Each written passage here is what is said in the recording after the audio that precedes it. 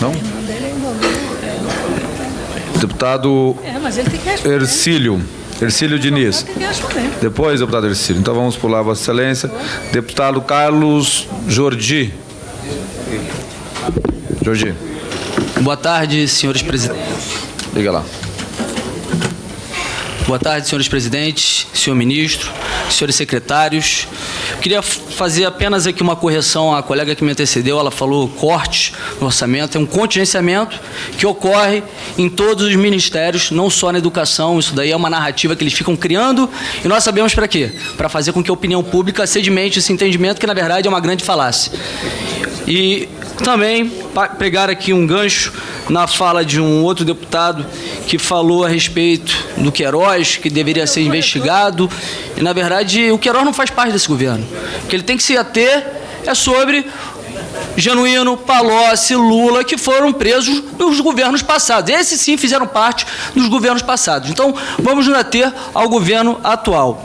Quero parabenizar o ministro pela sua fala, pelo seu entendimento, pela sua competência. Trouxe de maneira minuciosa, aí, mais uma vez, todas as informações sobre o impacto da Previdência, que eu acho que é para isso que nós estamos aqui nessa audiência. Mas, obviamente, que alguns segmentos, sobretudo a oposição, não está interessada aqui em saber os impactos positivos da Previdência, que na verdade são muitos, muito mais do que os impactos negativos. Eles querem colocar fogo no Brasil. O que eles querem é saber o que vai acontecer com o Brasil ao não aprovar a Previdência. E aqui, algumas reportagens trazendo as consequências da não aprovação. Sem reforma da Previdência, em 2022, no máximo, Brasil quebra, diz Bolsonaro, Estado de Minas. Algumas pessoas vão falar, tudo bem, o presidente. Jornal Globo, Brasil é o país que mais gasta com aposentadoria na América Latina, diz Banco Interamericano de Desenvolvimento. De acordo com dados divulgados pelo Banco Interamericano, a Previdência consumiu 12,5% do PIB em 2015. E em 2065, se não houver reforma no sistema, esse número saltará para 50,1%. Esse volume representaria 138% da projeção de gastos em 2065. A conta não fecha. Sem reformas, o país deve violar a regra de ouro em 2020 e ter recessão, diz Organização para a Cooperação e Desenvolvimento Econômico. Isto é, o UOL, governo estima déficit de 362 bilhões. Antagonista, rombo nos estados vai quadruplicar até 2060 sem reforma da Previdência, aponta estudo no Senado. Para ter uma ideia, Rio de Janeiro são 256 mil inativos, 260 mil ativos. A folha de inativos é de 1,3 bilhões mensal. Para concluir, presidente. Para concluir. Deputado Jordi, nós temos um mesmo critério para todos, nós concedemos. Ativos, 260 mil ativos. A folha de inativos é de 1,3 bilhões mensal. Para concluir, presidente. Para concluir. Deputado Jordi, nós temos um mesmo critério para todos, nós concedemos a Vossa Excelência. Mas todos tiveram. Vossa Excelência também teve. Posso concluir? Não, vai lá. Não teve? Desculpa. Teve sim, todos tiveram. Não, desculpa, eu não vi que... Vossa Excelência tem mais 30 segundos para concluir. A folha de inativos do Rio de Janeiro é de 1,3 bilhões mensal e a contribuição de ativos é de 420 milhões. O aporte que o Estado tem que dar é de 600 milhões e mais 300 milhões com royalties.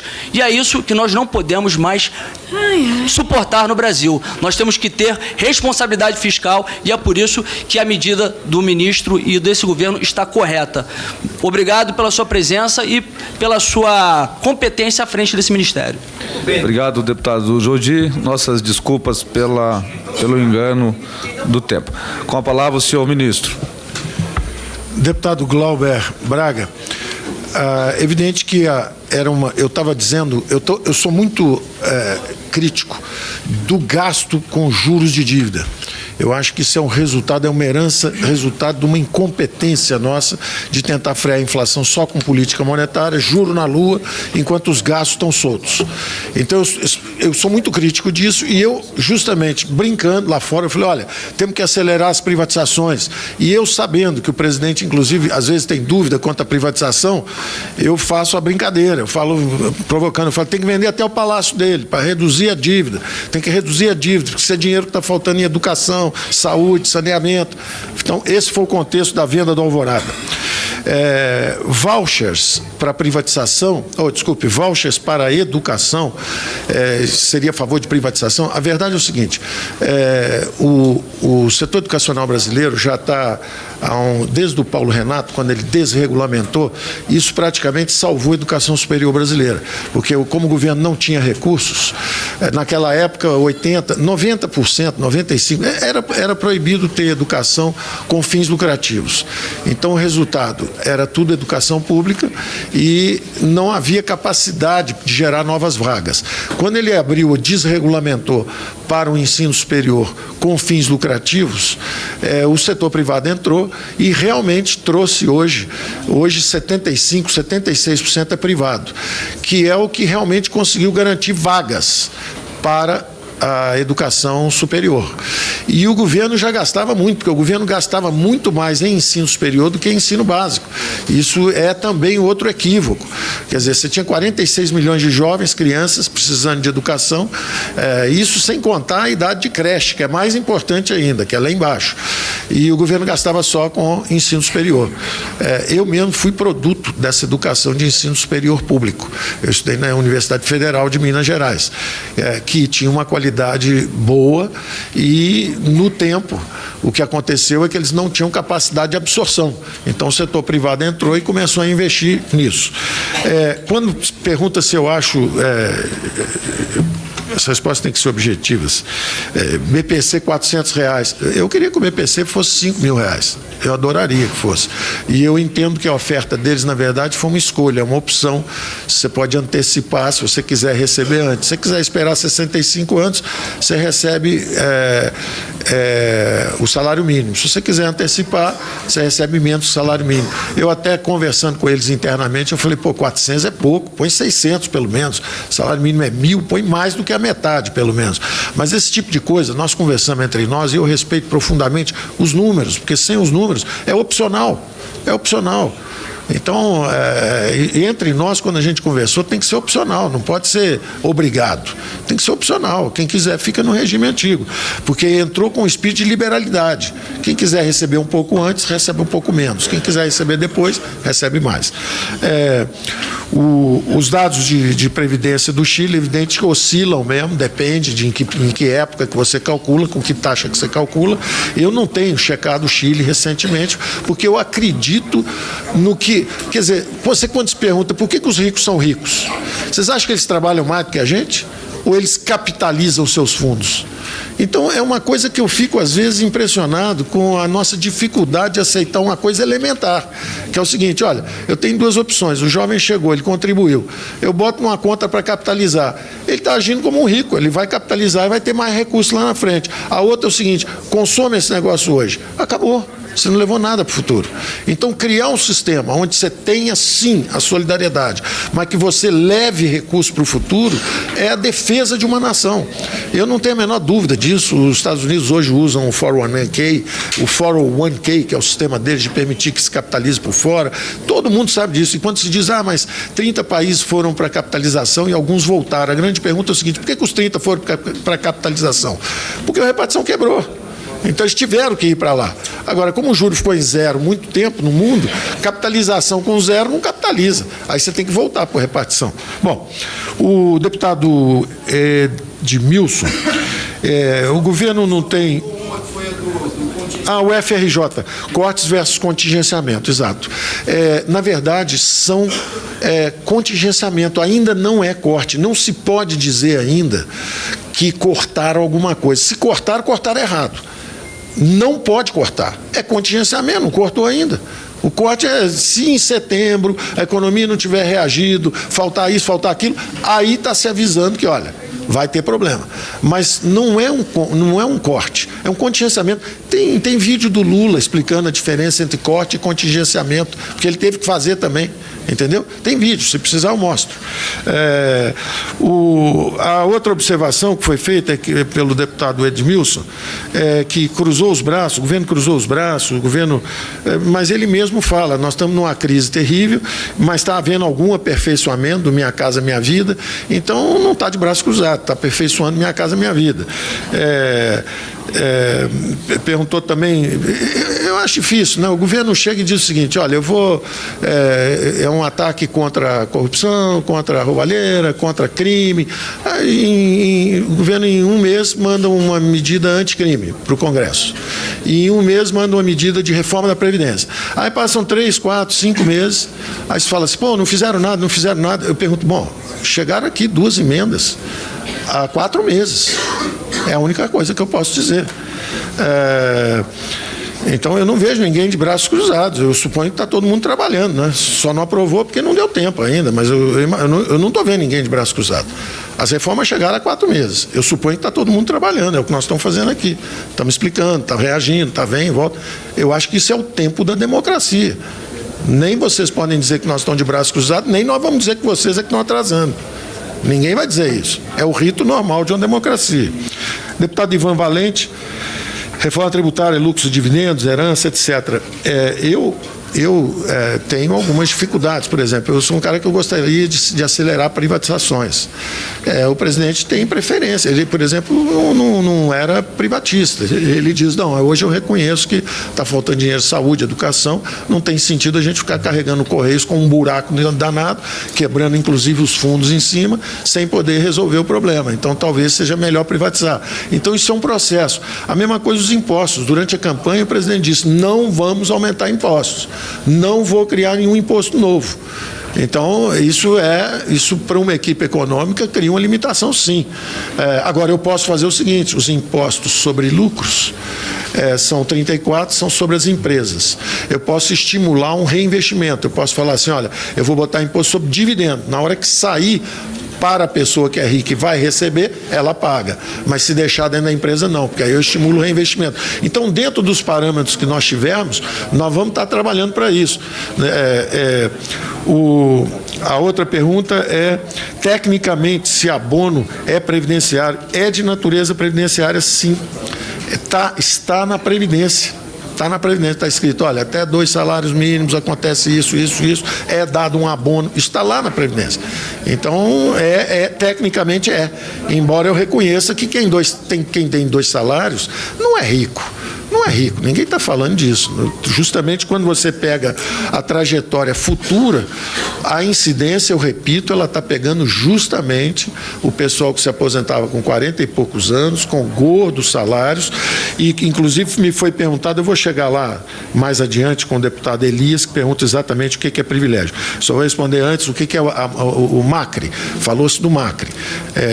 O Macri justamente empurrou com a barriga. Ele não fez, a Kirchner gastou bastante, durante bastante tempo, e empurrou com a barriga, o Macri entrou e não fez na intensidade necessária os ajustes. O problema está lá latente. Você vai dizer assim, é do Macri ou é da Kirchner? É de todos eles. É da Argentina, não adianta ficar no empurra-empurra. É da Argentina. Os gastos foram excessivos, não conseguiram se acertar de um jeito, trocaram, não fizeram o que tem que ser feito, não estão dispostos ao sacrifício. Quem não está disposto a consertar, continua repetindo o que o Einstein disse, é insanidade, fazer a mesma coisa o tempo inteiro. Os gastos estão descontrolados, ninguém conserta, é uma vida insana.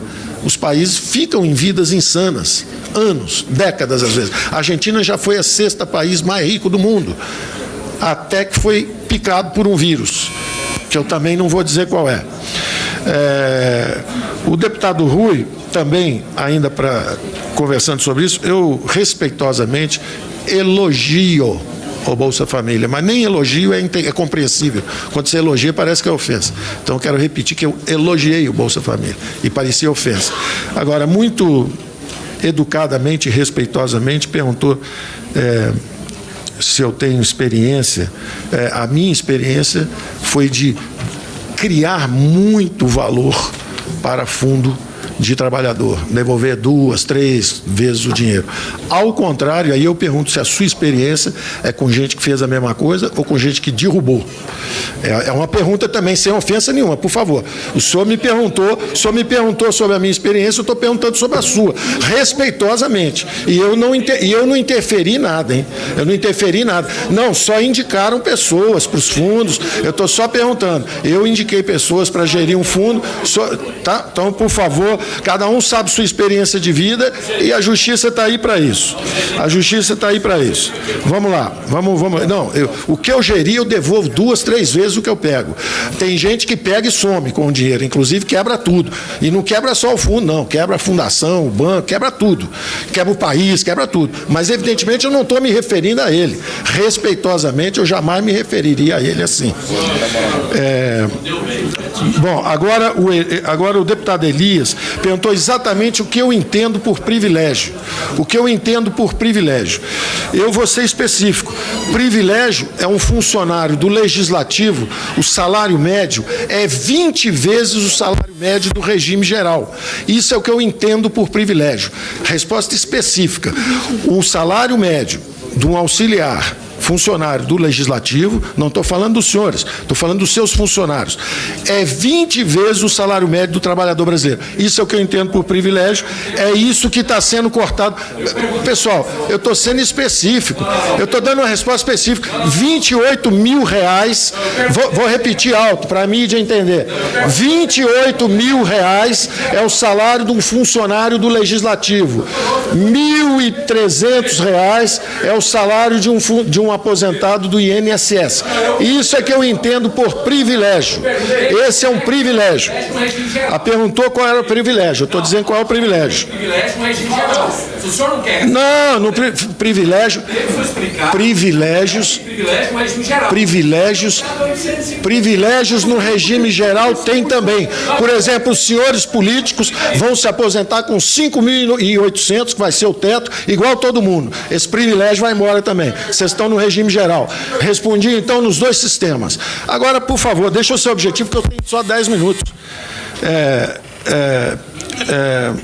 O lucro de bancos é alto mesmo. É muito alto. E sabe por quê? São 5, são 6. 200 milhões de brasileiros precisando pegar dinheiro em 5 bancos, 6 bancos. Por isso que eu digo, precisamos de competição. A competição é boa. A competição só não é boa para o empresário. Para o empresário que tem amizades no governo, que consegue favores, para esse, a competição é inimiga deles. Agora, a competição é amiga do trabalhador, porque ela entrega tudo barato para ele. Quando tem competição em telefone, todo mundo tem telefone, entregador de pizza, todo mundo tem. Antigamente não tinha que declarar no imposto de renda, porque só tinha um que fazia telefone. Então, isso a gente precisa aprender.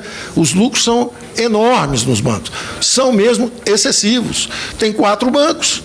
Não é? Tem um produtor de petróleo, tem 2 refinadoras, tem uma distribuidora, tudo no Brasil está cartelizado. Nós precisamos botar competição nesse sistema. A competição é amiga do trabalhador. Ela cria mais emprego, gera mais investimento, entrega os produtos mais baratos, ela exige mais da classe empresarial.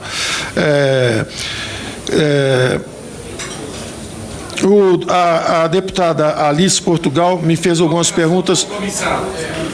Sim, operação compromissada. O presidente do Banco Central, Roberto Campos, está examinando tudo. Está examinando tudo no relacionamento. Quer aumentar a competição, nós já criamos uma empresa simples de crédito exatamente para nas comunidades menores o dinheiro chegar barato. Operações compromissadas, onde o Banco Central, o Tesouro, a União, botar títulos na carteira do BC e pagar juros sobre aquilo e depois dizer que aquilo foi um lucro do Banco Central, é uma relação entre o Banco Central e a União que nós vamos examinar. Nós estamos examinando essas relações. Eu não posso falar de coisa que não está na minha esfera. Nós temos um Banco Central que, teoricamente, será independente. Nós estamos indo nessa direção. Agora, eu já falei com ele 2 ou 3 coisas importantes a respeito disso e eu espero que ele é que vai atacar esse problema. Isso é território dele, a pergunta deve ir para ele. Da mesma forma que em educação, perguntas específicas sobre a educação tem que ser com o responsável por sobre educação. A pergunta, quando é mais geral, quando é, por exemplo, corte e contingenciamento, eu posso fazer essa diferença. Quando é uma pergunta pessoal, a minha irmã está há 20 anos nisso, há 30 anos nisso, e eu quero que alguém mostre alguma reunião que eu fiz no Ministério da Educação ou qualquer reunião que eu fiz com qualquer pessoa do Ministério da Educação, desde que cheguei aqui, ou com ela, para conversar sobre coisa de educação. Então, você pegar uma pessoa que trabalha a vida toda num setor, a família gosta disso, isso não pode ser crime. Agora, vão e peguem alguma coisa, algum relacionamento meu com ela. É absurdo isso, só existe na imaginação dos senhores. Quer dizer, é quase desumano, porque a minha irmã mora aqui, eu estou aqui há meses, há 5 meses, eu nunca saí para jantar com ela, nunca para sair para almoçar com ela, exatamente para não ouvir ofensas.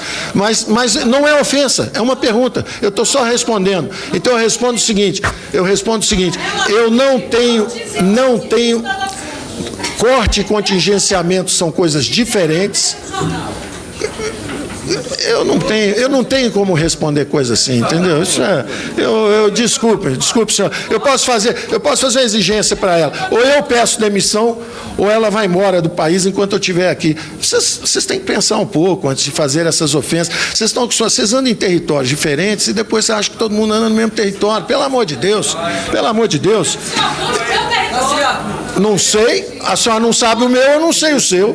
Eu não sei onde a senhora anda. Eu não sei onde a senhora disse que não sabe onde eu ando. Eu estou dizendo que eu não sei onde a senhora anda. Sei. Tá bom. E vou perguntar, e vou levar a sério a sua última pergunta também, que é a diferença entre como é que os pilares... Não é respeitoso, não, isso não é respeitoso. Vocês estão acostumados a desrespeitar respeitosamente. Vocês estão acostumados a desrespeitar respeitosamente. Perguntar o que a minha irmã tem a ver. Isso é um negócio de maluco. Agora, dito isso, vamos lá. Pergunta a ela o que ela fez para me beneficiar. O que eu digo é o seguinte, eu nunca entrei para nenhuma reunião no Ministério de Educação. Nenhuma. Sendo uma pessoa que podia ajudar muito. Eu acho até que eu estou prejudicando o meu país por excesso de zelo e correção para não ouvir pergunta desse tipo.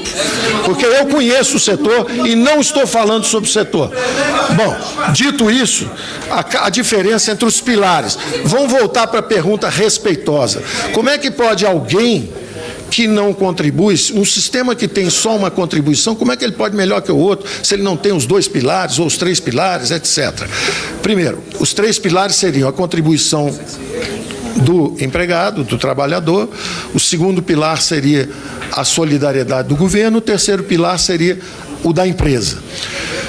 O primeiro pilar, que é o do trabalhador, continua em qualquer regime. O segundo pilar, que é a solidariedade, nós estamos dizendo que qualquer que seja um sistema de capitalização, ele terá que ser solidário. Então, ele estará lá. E o terceiro, que é o da empresa, que é justamente o que você tem que decidir. Você quer que eles contribuam, entre aspas, e o desemprego seja maior e eles não contribuem para a Previdência, ou você pelo menos para os jovens, não é para nenhum de nós que já tem experiência, que já tem seu emprego, é o rapaz justamente que tem a taxa de desemprego que é mais do que 2 vezes a taxa de desemprego. Vocês estão achando que 13% é muito? Entre os jovens é quase 30%. É muito alta. E esses jovens precisam de um primeiro emprego. Então não custa nada fazer como fizeram lá no Chile, de tentar dar uma entrada fácil para ele no sistema, sabendo que é solidário e que se não conseguir, a sociedade repaga. Agora, o mais importante é fazer a distinção entre um regime dinâmico, que acumula capital, leva recursos para o futuro, e esse sempre foi, e aí não é nenhuma crítica, tecnicamente, o grande problema do socialismo é que ele sempre achou que era um jogo de soma zero, então ele acha assim, se um ganhou, o outro perdeu. E o grande mérito, justamente, que os chineses reconheceram, que os russos reconheceram, que todos estão, que o Vietnã está reconhecendo, é que os sistemas são dinâmicos. Pode ter ganha-ganha. Não é um ganhou, o outro perdeu. Pode ter ganha-ganha. Então, uma economia que cresce mais rápido e gera mais emprego, todos ganham. Então, um regime de capitalização gera um futuro muito melhor para todos do que um regime onde todos os pilares contribuem para ficar estagnado. Todos os pilares estão contribuindo. Os 3 pilares estão contribuindo. Aqui no Brasil, o sistema de repartição tem os 3 pilares. Tem a solidariedade. Isso tem quebrou antes da população envelhecer. Então a pergunta é essa, entendeu? Claro que quando você leva recursos para o futuro, você está acumulando, o país está crescendo mais rápido e tem muito mais garantia, todos, até para fazer um regime de repartição, se quiserem. A última pergunta era do... Aliás, não era nem pergunta, era um alerta. Era um alerta das várias coisas que ele falou e com as quais eu concordo. Ele fez um alerta importante. Deputado Jordi, eu tenho aqui, deputado Jordi.